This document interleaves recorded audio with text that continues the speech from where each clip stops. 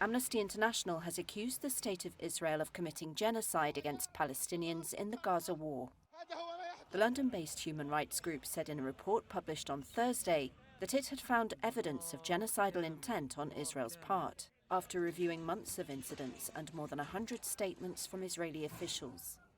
It was Amnesty's first such ruling during an active armed conflict. Israel's Foreign Ministry spokesperson Oren Marmorstein wrote on X that the report was fabricated, entirely false and based on lies. Genocide is defined by the 1948 Genocide Convention enacted in the wake of the Nazi Holocaust as, quote, acts committed with intent to destroy, in whole or in part, a national, ethnical, racial or religious group.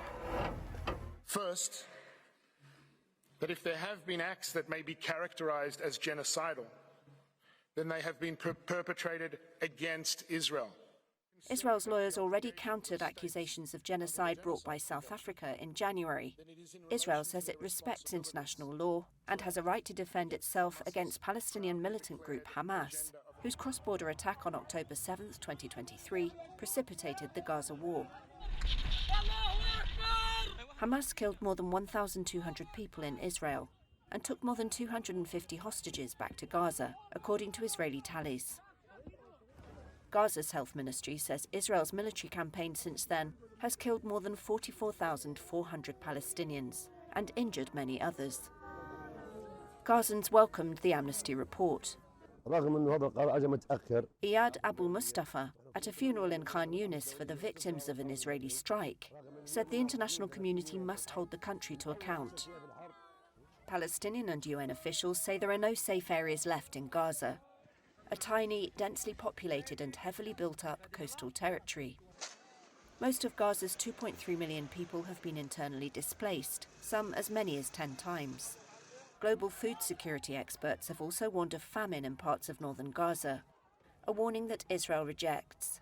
Amnesty International Secretary-General Agnes Callamard told journalists in The Hague its conclusion had not been made lightly, politically or preferentially. There is a genocide being committed, she said. There is no doubt. Amnesty said Israel and its military had committed killings and caused serious harm, and had deliberately inflicted conditions of life that were calculated to bring about a protected group's physical destruction.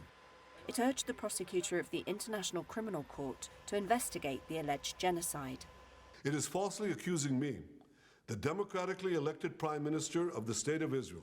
In November, the ICC issued arrest warrants for Israeli Prime Minister Benjamin Netanyahu and his ex-defense minister Yoav Gallant for war crimes and crimes against humanity against Palestinians in Gaza.